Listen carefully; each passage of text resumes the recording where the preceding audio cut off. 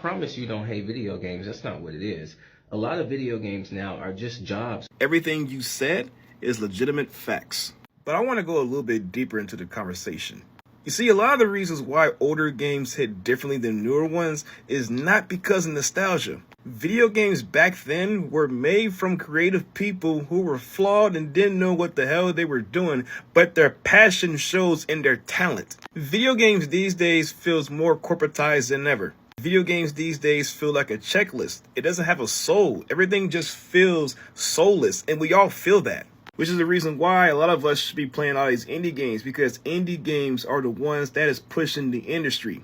But check this out. For every game in the likes of God of War and Elden Ring, you get 10 more games that are mid or below average in the likes of Gotham Knights, Saints Row, among other things. And if that doesn't work, you're stuck with these free-to-play games that are very predatory over your money.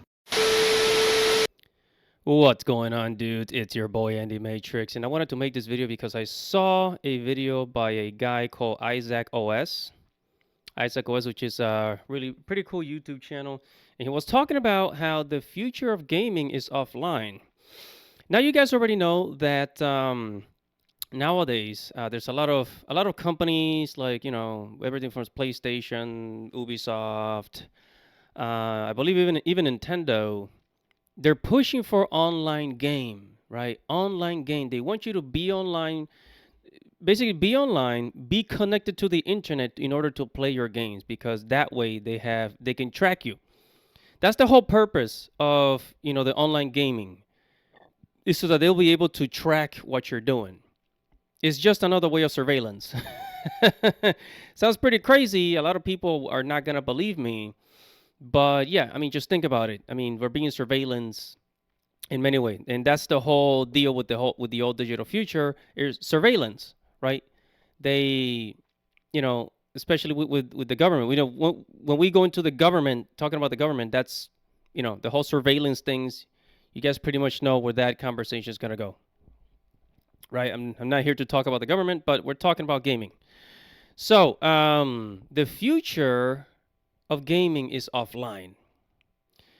And if you look back at some of the best games in the past, everything from the PS2, PS3, the PS4 was actually a great console. The original Nintendo Switch from 2017, the GameCube, right? The great thing about these consoles and all the games in these consoles is that they were not connected to the internet. But now companies want you to be connected to the internet. Some games are going to require you to be connected to the internet. That was one of the main problems with the Nintendo Switch 2, is it requires internet connectivity after you buy a game, even if it's quote-unquote physical, the damn game key card. But anyways, let's go ahead and check in with Isaac OS. He's going to fill us in on this. Check it out. Just on these 5 games alone, I have put in almost 10,000 hours. And what do I have to show for this? Well, I got swatted by somebody I was playing against in Rocket League and literally had my life jeopardized. The police raided my house and literally pointed assault rifles at my face, assuming that I was holding somebody hostage when I was just playing video games in my room. I'm not even joking. This actually happened to me, and you know, there's a silver lining because my dog was having a good time. So when I tell you that playing online video games almost killed me, I am serious. Now, don't get me wrong, I still love online gaming. I was born in 2000. I basically came out the womb with a mouse and a keyboard in my hands, and the first time that I played an online game was in 2007, and it was the wonderful world of Club Penguin. This is also where I got my first girlfriend, which, you know, now that I think about it, was probably just like a middle-aged man with a neck beard, but I didn't know at the time. Because of online gaming, I've been an esports player and traveled the world playing video games. I've been a professional commentator and casted in front of a stadium of over 10,000 people. I've written and produced music that actually got placed inside of an online video game. We on it top and we ain't gonna fall. But most importantly, I've created and shared some of my favorite moments of all time playing video games with my friends. I swear to God. What are you doing? Stay right. Think about this. Whoa. Hey, Look at me.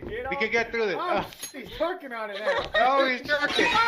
I grew up with a single mother who worked 3 different jobs most of the time. She was an RN for 2 different hospitals, and then she would work home health on the weekends. So that means I basically had free, unrestricted time at home to just be an iPad kid. And what I've realized over the past decade and a half of online gaming is that there is a point of no return with this stuff. I'm like the iPad kid who went beyond the wall and then saw the White Walkers, aka depression, and I'm just coming back to warn all of you that it's coming. And hopefully I can express to you how the future is offline. So much like Isaac said, like a lot of these online games are like the fast food. It's like, you get in, you get out. Maybe you're on the road, you can't, you're not at home, you can't cook, so you just grab some McDonald's, some nasty ass McDonald's, right? But I think also the reason why a lot of people go with the online games is because it's free. You start out free, and then if you want to do more, well, you gotta throw some money at it. With Fortnite, obviously it's a free game, but if you want, better weapons, skins, a certain look, and certain items, you're gonna have to pull out your wallet, your credit card. And that's where some people end up paying, hundreds. Hundreds. You basically pay to play. Or pay to win. And so now Isaac's going to explain why offline gaming is the future. Here we go. I absolutely adore Jack in the Box. It is the most disgusting, vile, putrid, probably not sanitary food that I have ever had, and I love it. When I was 18 and I moved out of my grandmother's house for the very first time, I ate the $6 Munchie Meal with the Sriracha Curly Fry Burger every single night for 30 days straight, an entire month, and it gave me hemorrhoids. I'm dead serious. After a month of eating this stuff, I woke up one morning and I thought I had a tumor or like a turd still stuck in my butthole. So I put the camera on the floor in selfie mode and then I squatted over the camera so I could see what was going on down there. Online video games are the exact same as Jack in the Box in this story. They do nothing but give you hemorrhoids and make you do the most diabolical things just to keep your sanity. Because here's the thing, most of these online games, especially the live service games, are just quick hits of dopamine. They're designed to feel good in the moment, but then after playing it, you look at the time and wonder what you've been doing for the past 3 hours. These games are built around the rinse and repeat formula. They are the same cycle over and over again. And don't get me wrong, there is beauty in the simplicity of a lot of these games and shooters. The intricacies and strategies that go into Counter-Strike are something that I'll never be able to comprehend. The mechanics and the play styles that happen inside Rocket League that are literally occurring within split seconds, and then whatever's happening in Fortnite. And mastering the depth and gameplay mechanics of these games is and can be a very rewarding and satisfying experience, but this is all where the addiction begins. The fact that there is no end means that you could play these games and most likely are going to get hooked immediately. There's always another rank to grind to, there's always another daily challenge to unlock, and there's 100% always a brand new skin in the item shop. This addiction and vicious cycle of a never-ending game has become fast food for my brain, but in the gaming sense. I've come to realize that offline games just teleport me out of this cycle and make me enjoy gaming again. They provide a meal and a story that actually nourishes you, well, most of the time. You play through the story, you see the credits roll, and you can walk away from the story, good or bad, knowing that it's over and that you have completed something. There are, of course, exceptions, and a lot of offline games don't offer this type of closure and just loop and go on continuously, but even those games are disconnected, and it feels more like it's a personal challenge, a personal journey that you yourself are going on. Even if you take something like Minecraft, which you could argue goes on forever, even though there is technically a place called The End, you could build and go play this game for the rest of your life. But this game and many other offline ones encourage creativity and spark a sense of exploration where you aren't just chained to the same continuous cycle over and over again, and it feels like you're building something a little bit more meaningful. Not only has gaming become more connected and online than ever, but so has pretty much everything else in our lives. Doing anything nowadays requires an internet connection. That's paying bills, applying for jobs, doing schoolwork, filing taxes, talking to your doctor. Some people don't even go inside of grocery stores anymore. I just experienced this online grocery shopping thing for the first time when I pre-ordered the Switch 2 from Walmart. I forgot to select the in-store pickup option, so I accidentally scheduled it for a home delivery. And on the release day, I got a text from a personal phone number, this wasn't Walmart, of somebody saying, "Good morning, I have your Switch 2, happy Switch 2 day." And this was my first time ever doing this, so I thought that I had to like meet them outside or something because they were personally texting me, so I thought maybe I had to, I don't know, say hi to them or something. I was so confused. So I was waiting outside for the Switch 2 as they're delivering it, and it was just so awkward. And then she handed me the Switch 2,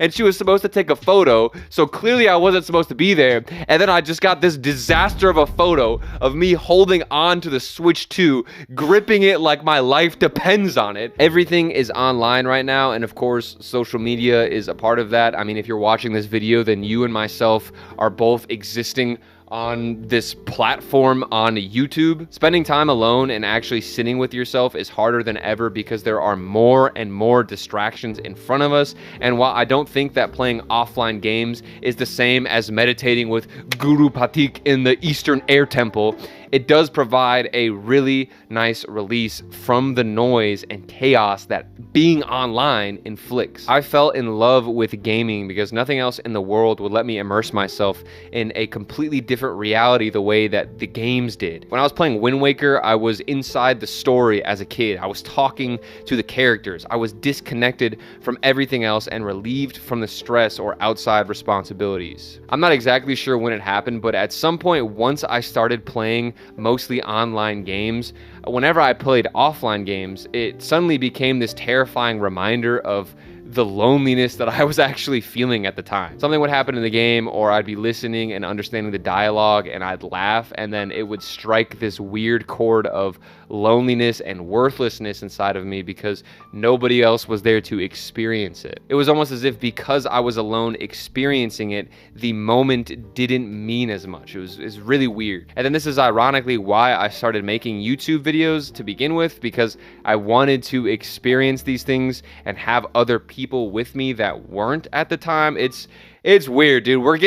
This is like a therapy session at this point. I've realized though, after years of dealing with this, that this mindset is extremely volatile and unhealthy. And what it's led me to is just establishing the worst relationship with all of my hobbies. It started with video games, but somehow everything that I did, if it wasn't experienced with other people or making money, was worthless. Returning back to these games, and more specifically a lot of retro games for me lately, has been a way to practice being by myself once more and, doing things that don't have to be made into some type of money-making machine, or actually just being happy alone.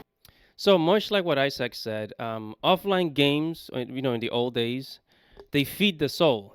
There's a reason why Gen Z and millennials are going back to playing retro games, right? There's a reason why AAA games are dying. What was that space game? I forgot the name of that game. Concord? That it took like $400 million to make, and then it flopped. Like, it didn't even make like half his money back. It was an absolute flop on the side of Sony. And there's other games that, that absolutely collapsed. This is another reason why Square Enix has been failing.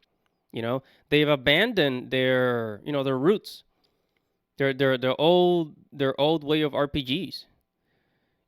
Square Enix loses nearly $2 billion in value since Final Fantasy XVI's launch. Man, I hope IGN didn't publish this misleading article that makes you think that Final Fantasy is the reason why they lost money. Once you get past the clickbait title, you realize that Final Fantasy XVI isn't really the reason why Square Enix has lost so much money. So the real reason why they lost so much money is because Final Fantasy XVI didn't sell well enough to make up the losses from Forspoken and Marvel's Avengers, two games that had horrible launches. I'm not going to speak on the quality of these two games because I have no interest in playing them, and the internet's already dunked on them enough, so I'm going to move on. My next point is, why is every gaming publication using the same exact headline as IGN? This one got a little cut off, but same title. Same exact title. No, seriously, like, what is going on here? Why do they all use the same headline? I mean, come on, for real. I know that Square Enix didn't ask them to use this in their press. They wouldn't have. It doesn't make them look very good. Why is Bloomberg the only website that I can find that uses a different title for this news? I'm Xanadu, the teacher gamer of TikTok. Share this with someone who cares, and class dismissed. I never understand why companies make the same mistake over and over again. Warner Brothers is trying to make a AAA live service game based on a property that they have within the DC universe. But to me, it seems like they forgot they've attempted to do this already with Suicide Squad, Kill the Justice League, where if it wasn't a live service game and it was a game that you can play with your friends, then it would have been successful. But monetization in places where it doesn't belong is always going to ruin the experience. And we see it right here. Post-launch monetization and ongoing content. So yeah, there's no secret that Warner Brothers is bleeding money, right? But trying to force live service into games where it doesn't necessarily belong isn't the way. Why can't we focus more on just making a great game and then having the sales reflect that? I mean, if you need some examples, the Spider-Man games have been widely successful. They're not live service. And an IP that you already have, Batman, from the past, has been widely successful and it wasn't live service. So why try to force something that doesn't belong? So despite of old games having pixelated graphics, and the 2D graphics, it's very, people still go back.